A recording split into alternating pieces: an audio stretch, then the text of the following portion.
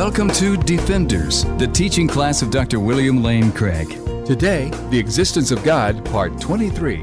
For more information and resources, go to reasonablefaith.org. The ontological argument for the existence of God was originated by a Benedictine monk in the 11th century, St. Anselm, who was the Archbishop of Canterbury. Anselm had been working on arguments for the existence of God. He was a natural theologian, but he was frustrated because he wanted to find a single argument that would prove that God exists with all of God's superlative attributes. And he had nearly given up on this quest when he came upon the concept of God as the greatest conceivable being. God, he said, must be the greatest conceivable being, because if you could conceive of anything greater than God, then that would be God. So, by definition, the concept of God is the concept of the greatest conceivable being. And Anselm believed that once a person came to truly understand this notion of a greatest conceivable being, then you would see that such a being must exist. That the existence of God follows from the very concept of God.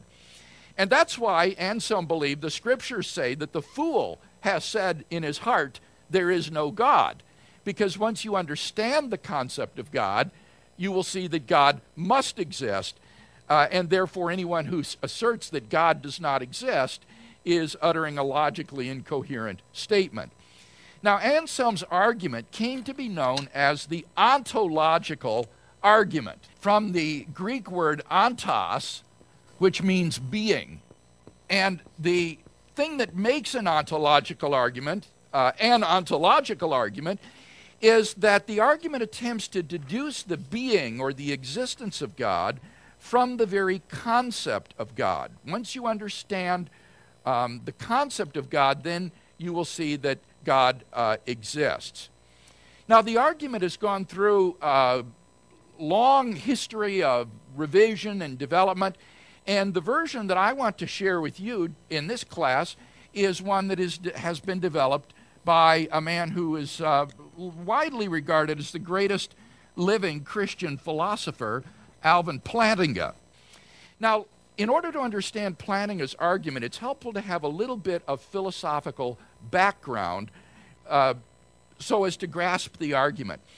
Plantinga's version of the argument appeals to the language of possible worlds. Now, what do we mean when we talk about possible worlds? Well, we're not talking about planets or even another universe.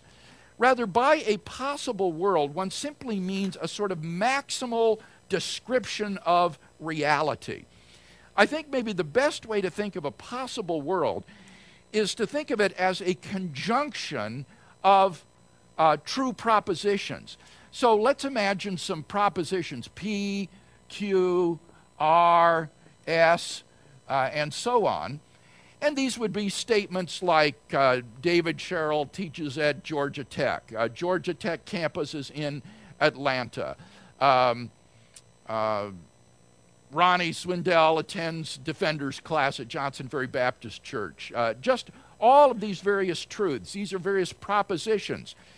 And you can imagine a possible world as just a huge conjunction of such propositions. P and Q and R and S, so that all of the propositions that are true are included in that conjunction. Now, we can alter some of these propositions by saying that we can negate them and thereby arrive at a different world. So, for example, world 1 might be P and Q and R and S. World 2 would be, say, not P and Q and not R and S and so forth. And world number 3 could be not P and not Q and R and S and so forth. And world number 4 could be P and not Q and not R and not S and so forth. And each one of these will represent a different possible world. It's a maximal description of the way reality might be. So when we're talking about possible worlds, we're not talking about parallel universes or other sorts of worlds that exist populated with actual people and things. We're just talking about these abstract descriptions, maximal descriptions of the way reality might be. Now, since each one of these worlds has to be a possible world, that means that the propositions that make up the conjunction need to be able to be true together. Both they need to be able to be true individually, and they need to be able to be true conjunctively together. So, for example, take a proposition like the prime minister is a prime number. Well, that's not even possibly true. A prime minister couldn't be a prime number because a prime number is a sort of mathematical abstract object which couldn't fill the role of a prime minister. So that proposition will not be even possibly true. It's not a member of any description of reality. That proposition will be false in every possible world. It will be necessarily false that the prime minister is a prime number. So that proposition will be false in every possible world. Now, by contrast, take a proposition like Hillary Clinton is the president of the United States of America. Now, that proposition is not true, but it's possibly true. There is a possible description of reality in which Hillary Clinton is the president of the United States. So that proposition is true in some possible worlds. There are descriptions of reality in which that proposition is true. So to say that Hillary Clinton is the president of the United States in some possible world just means that there is a description of the way the world might be which includes that proposition in it, and that proposition is true. So, to say that God exists in some possible world is simply to say that the proposition that God exists is true in one of these possible worlds. To say that God exists in a possible world is simply to say that that proposition is true in one of these descriptions of reality. Now, is there any question at this point about what we mean by possible worlds? Yes, Cindy. Okay, if some would say God does not exist in this real and possible world that we live in, then I guess I'm having a little bit of a difficulty how to calculate that into right. What you're saying. If a person says that God doesn't exist in the actual world, that's to say this proposition is false in the description that is the actual world. In other words, what Cindy's saying is one of these worlds that we have mentioned here is the actual world. The actual world is a possible world, right? So let's call the actual world, say, alpha, and maybe this is the actual world here, W3. So W3 is the actual world. These other worlds are not actual. And in this world, the atheist is claiming the proposition God exists is false. Now, as theists, we disagree. We think that that proposition is true in the actual world, that God exists. But the atheist disagrees. He'll say that proposition is false in the actual world. Any other question about this language of possible worlds? Bob? Yeah, I've thought about this argument for some time, and to me, it's about 99% question begging. I don't know. Maybe I just don't have. Well, now wait. We haven't presented the argument yet. So let's don't poison the well before we drink. Okay, right. I don't buy the argument, but the first reason I don't buy it is this number 2. Okay, let's. No, we haven't got to number 2 yet. We're still just defining our terms. Well, wait a minute. You're saying, well, all right, well, let's do this then. Let's forget the number. Let's say what you just said. The idea of possible worlds. To me, that's kind of a bogus concept, or at least it's one I don't have enough IQ to get. Okay. You said there's a world in which Hillary Clinton is president of the United States. Yeah, there is. I would call that Wonderland, like Alice in Wonderland. That's a fantasy world. That is not a real world. Right. So I agree. when you say in some possible, if something possibly exists, first of all, you said it's not given that it exists. It's only a possibility that it exists. So if a possible proposition such as that exists in some possible world, well, yeah, but that world is perhaps a fantasy world, so what good is it? So, I mean, it's just something, we could all imagine a world where anything could happen. We could have giant bunnies and the 100-foot Stay Puft Marshmallow Man, anything we want. But as long as it's possible, how does that relate to truth? And that is not, you said this is a description of reality. That's no description of reality. There is no reality in which Hillary Clinton is president of the United States. Okay. I largely agree with what you say, Bob. These other worlds, you can call it Alice in Wonderland world or fantasy world or anything like that. That's fine. All these are just maximal descriptions of the way reality might be. Not the way the reality is. We've already said the actual world is described by this set of propositions.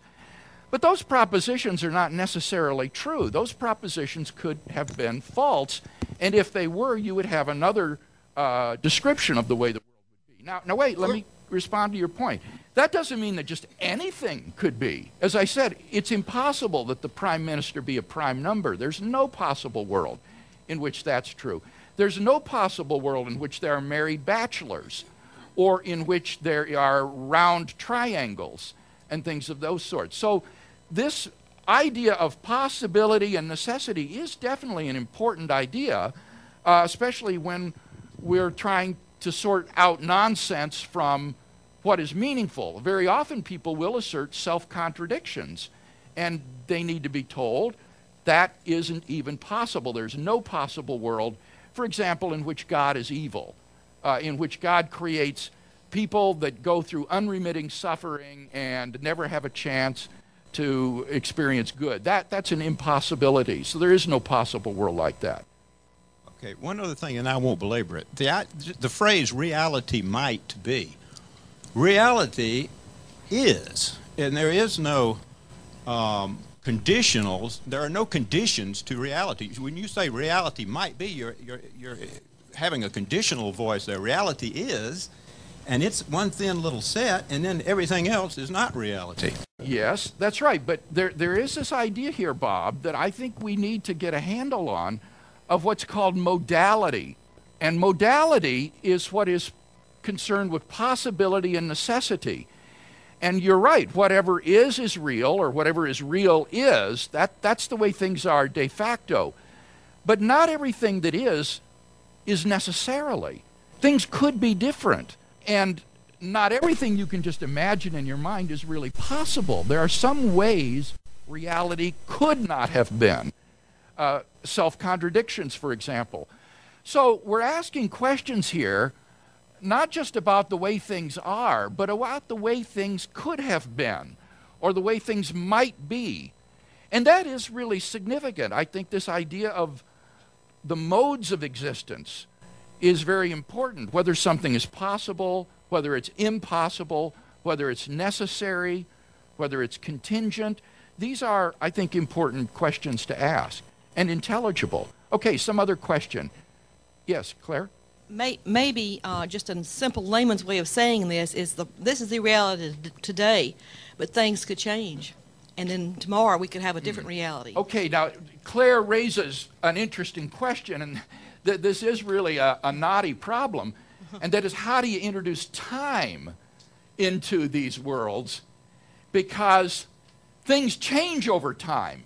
So P may be true today, like Obama is the president of the United States, but that hasn't always been true, and it won't always be true. So reality itself is changing. And so what you would have to do would be to outfit these propositions with times and dates so that their truth value doesn't change. You would say, Barack Obama is president of the United States in 2010, something like that. And that's always true, if it's ever true. In 40 BC, it's true that Barack Obama is the president in 2010, and it will be true long after he's dead and gone. So we're talking here not just about the way the world changes over time. You're quite right that the world does change over time. But we're talking here about the way things might have been but never will be. For example, God might never have created the world. As Christians, that's what we believe. We believe that creation was a free act of God, that it was no compulsion. So there's a possible world in which all of the propositions about the things that we see around us, and they're all false. And what's true in that world is God exists alone. There is no universe. There is no time. There are no people. There is no space. And you would just have propositions about God and what he does and is and so forth. So that's a possible way reality might have been. You see what I mean? We're talking here not just about change over time, but about totally different ways reality might have been. What might have been. That's often the way philosophers define possible worlds. They'll often say, a possible world is just a way things might have been. Now, I like this concept better because it helps you to make it more concrete and to think of a possible world as just a conjunction of all these propositions that describe the way the world is. Okay, some other question. Is this somewhat related to God and middle knowledge? It's related, Cindy, in that if you remember our discussion of God's omniscience, we said that God is all-knowing, and so he knows all possible worlds. Before he creates this world, he knew the range of possibilities that were open to him to create, and he chose which possible world would be the actual world. And as that affects us, he knows with our free will what we could have chosen, but he also knew what we chose. I would affirm that, yes, that God, now here we're getting a little off on a tangent, but Cindy is recalling what we talked about when we talked about the attributes of God.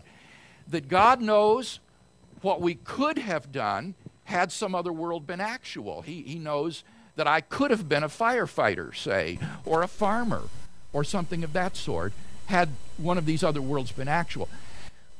What middle knowledge says is even more radical than that, though, Cindy. What it says is God also knows what I would have done had I been in some other circumstances.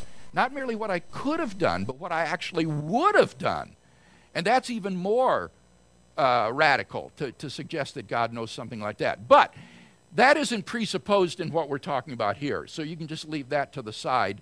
What we're just talking about here is that when people talk about possible worlds, they don't mean, as Bob reminds us, that there are these other mysterious realities out there. These are just imaginary. They are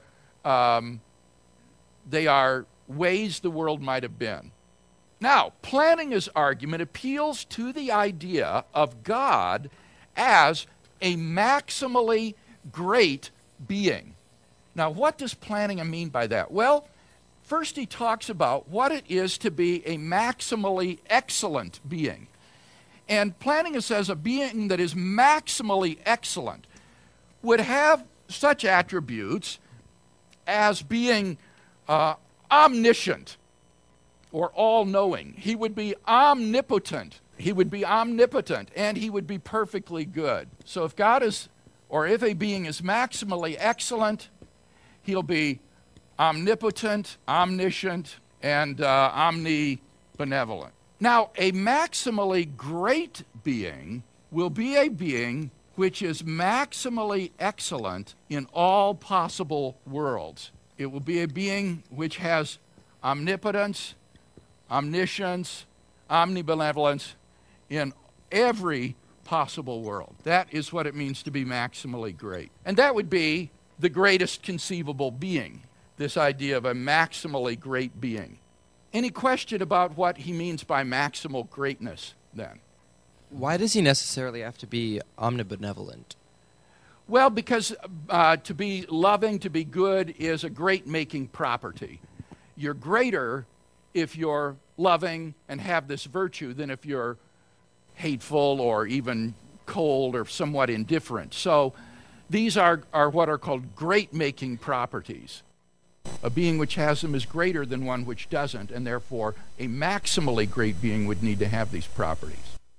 Lest you think that this material is so difficult to understand that it is of no value whatsoever, I want to share with you a letter that I just got 2 weeks ago from a man in Australia who teaches a Sunday school class of children. And this is what he wrote. Dear Dr. Craig, greetings from Southside International Church in Brisbane, Australia. I would like to express my appreciation for your excellent ministry, which has been very useful to our church. I am a Sunday school teacher with a class of wonderful students, ages 8 to 10 years old. 8 to 10-year-olds. For a while now, I have been teaching, and I have used material from your website to prepare Sunday school lessons in apologetics. Your ministry is helping us to teach them a defense of Christianity. For example, one of the students liked the lesson so much that she went home and shared it with her non-Christian father. He previously had thought Christianity was silly, but after reading her worksheet, he said, that actually makes sense. I have found the students to be so intelligent that they were taught the cosmological, moral, teleological, and even ontological arguments. Not only did they find the lessons enjoyable, most of them even seemed to understand it. I have attached a copy of their Sunday school worksheet so that you can see for yourself. And then he includes these worksheets. God is using your work to help these children become strong in the faith.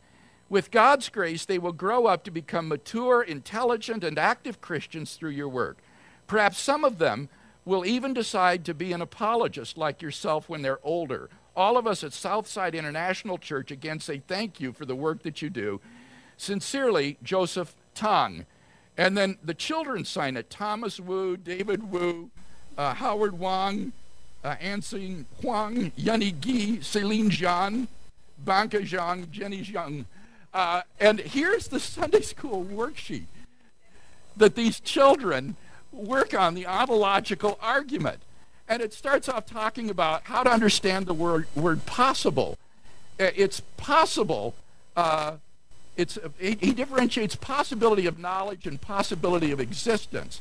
And he says what possibility of existence means is what could exist or what could be real. For example, I could have been fat. Me being very fat is possible. I could have had 5 sisters. Me having 5 sisters is possible. I could have been a prince or a princess. Me being a prince is possible. And you can see from the doodles that children, have filled in all of these worksheets on the ontological argument with incredible depth of understanding about these notions of maximal excellence, maximal greatness, possibility, and so forth. So I get really impatient with adults who depreciate themselves, and say, I'm too stupid to understand this. Nonsense. You are not too stupid to understand this. This is stuff that an 8 or 10-year-old can get, and you can get it too. So, I was thinking that too. If it weren't all scribbled on, filled out, I think I should write to Joseph Tong and ask him to send these worksheets, because it occurred to me that the advantage that these children may have is that he probably explains it better than I do, so that they're getting it. But anyway, that's a real encouragement, I think, to all of us to see that this material really is graspable. So, is there any question that anyone would ask about this before we launch into the argument proper about the idea of possible worlds and what it means to be maximally great? Okay, James. I believe this is related, but what I'm trying to understand is if there are certain attributes that he does have, are certain attributes from a maximally great being, then does it follow that God is under certain obligations because of that? I don't think that follows from this, James. Again, these are further questions that one could ask. For example, you might say, is a being who is omnibenevolent morally obligated to do certain things or not? And that will raise really difficult questions. When I talked about the moral argument for God's existence, and we talked about the goodness of God, when we looked at the attributes of God, I don't think that God has any moral obligations myself, because I think that moral obligations stem from God's commands. Our moral duties are constituted by his commands, and he doesn't issue commands to himself, so he doesn't have any moral obligations. Does that mean, therefore, that God can just do anything? That he could create a world, say, in which children are tortured unremittingly with no hope of escape? Well, no, because that would be incompatible with his character, with his omnibenevolence. It's not that he has a moral obligation to do something, but it's just that he's too good for some of those things to be possible. So I would say that's an impossible situation. There's no possible world in which children are unremittingly tortured with no means of escape. Well, if I could follow up, I mean, I'm specifically in certain passages in the Bible, he does obligate himself. I mean, for example, in Genesis, where he swears by himself that he's, when he promises Abraham what he's going to do, that once he does that, he actually does seem to me like he does obligate himself to do certain things. Well, that would be a matter of God's making a promise. And again, what one would say is that God is faithful and therefore keeps his promises. But he's not under any sort of obligation to make that promise. But again, here we're starting to go off on a tangent that is interesting and important, but it's not really relevant to the argument that we're considering right now. What we want to make sure we understand now is, do we understand the idea of different possible worlds, different ways reality might have been, and do we understand what it means to be maximally great, which is to be maximally excellent in every possible world? Susie? I don't know if this matters, but your question made me think, the omnibenevolence, is that not based on our idea of what is good? A societal type of thing? I mean, because in some societies, they would go with the omnipotent and omniscient, but being good would not be part of it. Yeah. He may be a strong, mighty warrior or something would be more valuable. Yes, I think that that's open to discussion. We'd have to talk about that, I think. What do you think? Do you think being loving is a great-making property? And it's not clear that all the attributes that are normally ascribed to God are great-making properties. For example, take the question of God's eternity. Is it greater to be timeless than to be everlasting throughout time? Well, I don't think we have any clear sort of sense of that. Some people think, oh, it's greater to be outside of time, that the greatest conceivable being must be timeless because he would transcend time. But other people would say, no, it's greater to be active and dynamic and interacting with things, and therefore it's greater to be temporal, but to be everlasting throughout time. And there I think we just don't have any real clear sense of which is the greater way. Maybe they're neutral, maybe they're 50-50 or something of that sort. But with regard to other properties, I think we can say that it's clearly better. For example, morally, it's better to be morally loving and kind and generous, or at least, if you don't like omnibenevolence, replace that with moral perfection, that God must be a morally perfect being, as well as omnipotent and omniscient. Yes? Two things. I think omnibenevolent is an assumption, but it rests on objective moral values really exist, which you've already addressed. Yes. And the other thing is knowing and there being possible, they're two different things. Knowing possible worlds and two things. And to me, I think you can go from this argument that the maximally great God exists to imply that he is a God of the maximally great reality, which is not perceived now, and everybody struggles with evil, but it actually is. All right, well, hang on to those thoughts. I thought you were going to go somewhere else with them, but you're quite right about there's a difference between knowing something is possible and it's really being possible, and we'll pick that up again later. Any other question so far? Anybody who hasn't asked a question yet first? Okay, let's come back to Claire then again.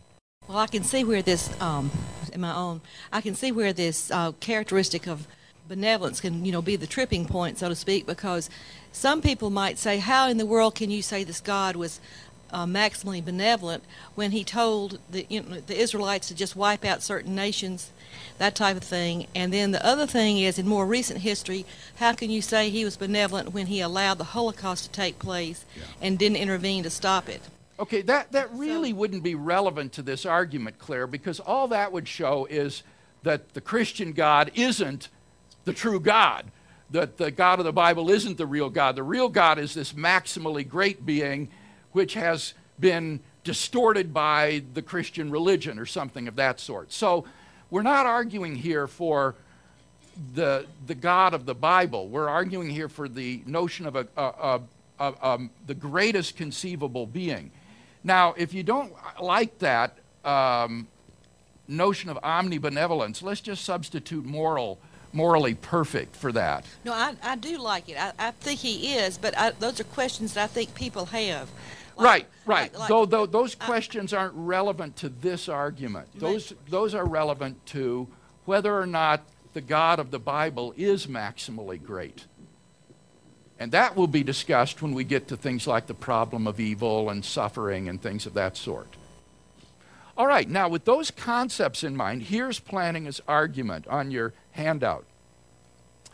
Number one, premise one, it is possible that a maximally great being, otherwise known as God, exists. It's possible that a maximally great being exists. Two, if it is possible that a maximally great being exists, then a maximally great being exists in some possible world. That's just what it means to be possible. Take the question after we're done. That's just what it means to be possible, is that something exists in some possible world. Three, if a maximally great being exists in some possible world, then it exists in every possible world. Why? Because that's the way maximal greatness is defined. Maximally great means you have maximal excellence in every possible world. So if a maximally great being exists in some possible world, it exists in all of them. Four, if a maximally great being exists in every possible world, then it exists in the actual world. Remember, we said earlier that the actual world is one of those possible worlds. Namely, it's the one that's actual. So if he exists in every possible world, he exists in the actual world.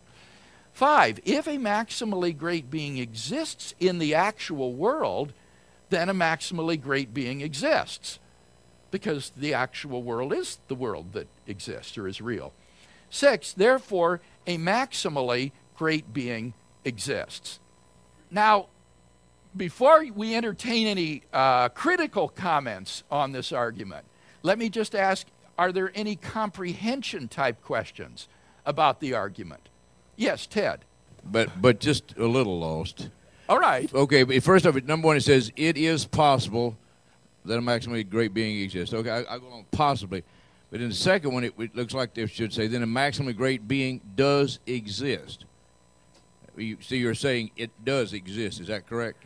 No. Okay, now that's what I'm notice what it says. It says it exists in some possible world. Okay, but it does exist in some possible world. Right. Okay, I'm lost.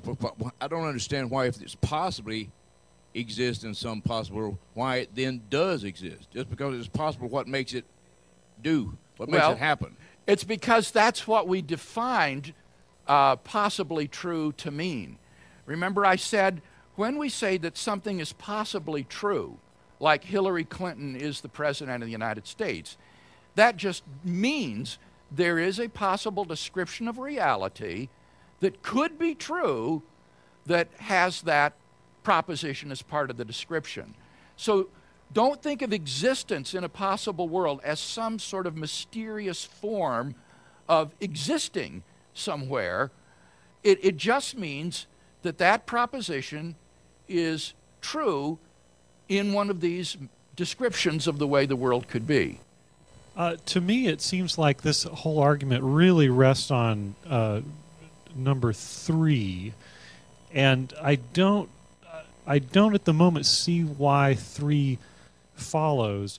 I think I could buy something similar to 3, which would say, if a maximally great being exists in some possible world, and if that possible world is the actual world, then it exists in every possible world. But as stated, I don't see why 3 follows. Okay, the reason 3 follows is by the definition of maximal greatness. Maximal greatness means that it exists in every possible world. So if in some world there is a being which is maximally great, then that means that that being exists in all of the worlds. Otherwise, it wouldn't be true that it is maximally great. So imagine some other world, say W10. In W10, imagine there's a maximally great being. That means that in W10, if you look out at all the other worlds, that being is in all those other worlds too. So the very definition of maximal greatness means that if it's in one, it's in all. So the controversial premise is not actually 3. The really controversial premise is 1. That's the controversial premise. Kyle. Okay, so I used to have trouble with this, and now I think I understand it. So let me phrase it my way, and you can tell me if I understand this correctly. The reason why 3 fall is because if there was a possible world where there is a being possessing qualities like omnipotence, omnibenevolence, etc., or whatever, but this being only existed in one possible world, for example, and not every possible world, then that would not be a maximally great being. It would only be one possibility. So if we say there is one that possesses these qualities in one possible world, that we could say is a great being. If excellent, an excellent, maximally excellent, you could say. In 3 worlds, there's something that's a greater being, and if you have one that exists in every possible world, then that's maximally great. Yeah, that's exactly right. Kyle has got the idea. So imagine that these are possible worlds, okay? And let's imagine that in one of them, there is a maximally great being. Well, as Kyle said, to be maximally great means he has maximal excellence in every possible world. So that means it must exist in all of them. So it's either all or nothing. If the being is maximally great, he can't just exist in one world or it wouldn't be maximally great. The definition entails that it must be in all of them. Am I correct in saying that a maximally great being is equivalent to a necessary being? Yes. So, well, not equivalent. It entails his necessary existence. But he's not just necessary. He's also omnipotent, omniscient, morally perfect, and all the rest. But right, it would imply it has necessary existence. And so a maximally great being, in a sense, can't not exist if it's... Right. Okay. See, that's what Anselm said, is that once you understand the concept of God, you can see that God can't not exist. That's what the atheist is going to have to say, is that premise 1 is false.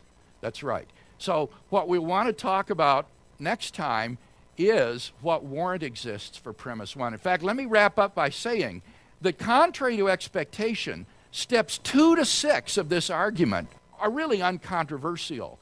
Steps 2 to 6 just follow by definition. What is really controversial is premise 1.